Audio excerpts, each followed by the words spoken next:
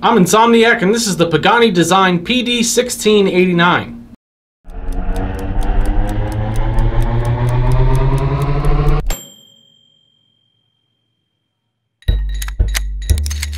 Who are you? Insomniac. Insomniac. Insomniac. Insomniac.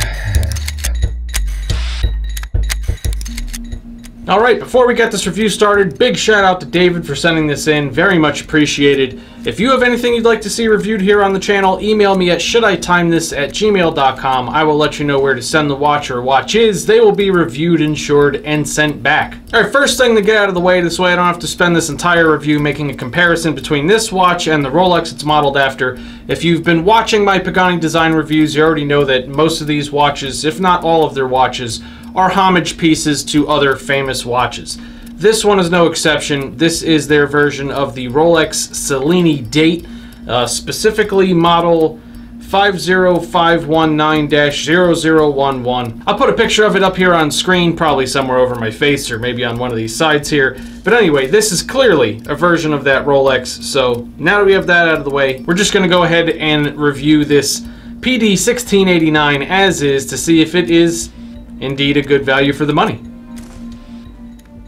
The case on this watch is solid on a lot of levels. First of all, the design. To be fair, Pagani Design didn't design this watch, as we covered in the beginning of the video, but still, it's an attractive sport watch style case with nice subtle curves, an attractive lug shape, and a fluted bezel which actually doesn't look too cheap despite how little this watch costs. The dimensions are also very nice. It's 40 millimeters in diameter, but it's only 10 millimeters thick. So it sits nice and flat on the wrist, it slips under most any kind of shirt cuff, so it wears more like a 38. The quality of the polishing is also very well done for a watch in this price bracket. Caseback visually is very nice, with this laser etched and polished jellyfish seascape thing going on in the center, although it does send some mixed signals.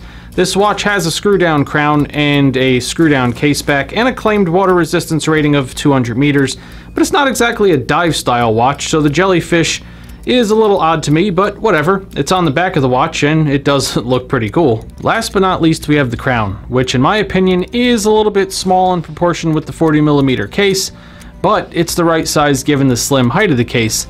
Any bigger than this and the crown would probably dig into the wrist a little bit.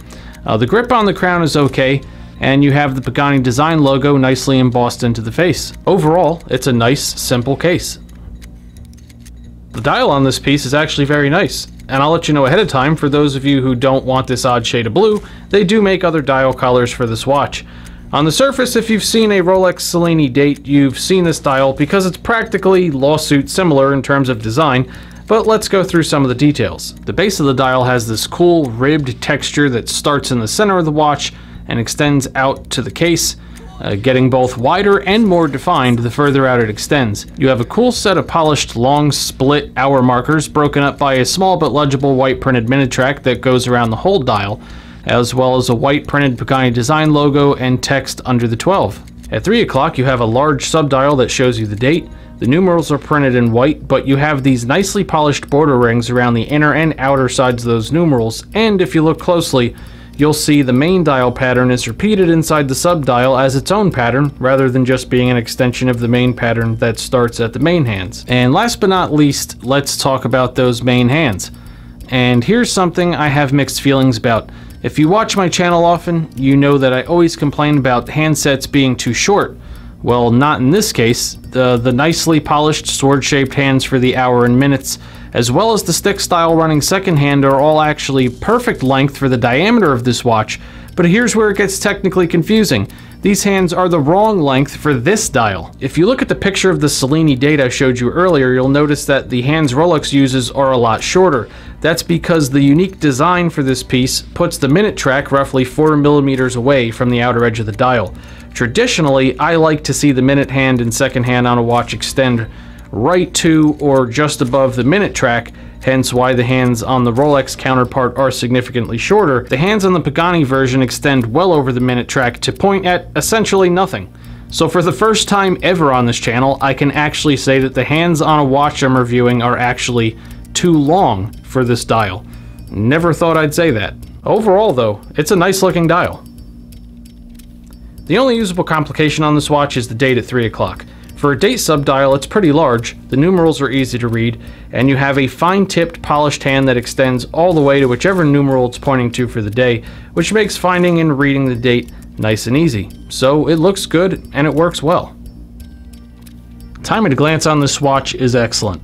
Despite what I said earlier about the hands actually being too long for this dial, it's better to have hands that are too long than hands that are too short. The hour and minute hands both extend over the hour indices and minute track respectively, so there's no confusion as to what positions they're showing you. Mix that with the great contrast between the polished indices and hands and white minute track against the dark blue dial, along with the clean, uncluttered dial design, and it is easy to find the time on this watch at a quick glance. Pagani Design used a really cool movement for this watch. Yes, it's quartz, but besides the fact that, as we all know, good quartz movement is more accurate than just about any mechanical movement, as this one has been in the weeks I've had it here, the Seiko VH65 movement isn't your typical deadbeat second setup.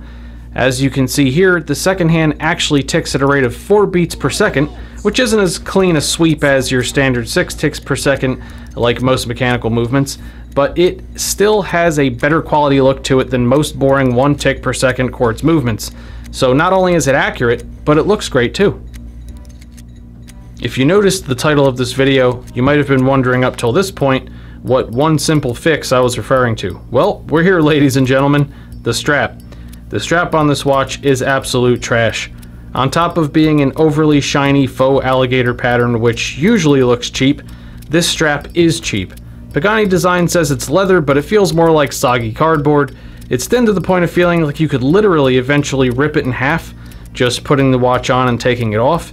And the fixed free loop by the buckle is set too far back, which means you have to bend this paper-thin, cheap-feeling strap practically in half just to get the excess strap through the loops.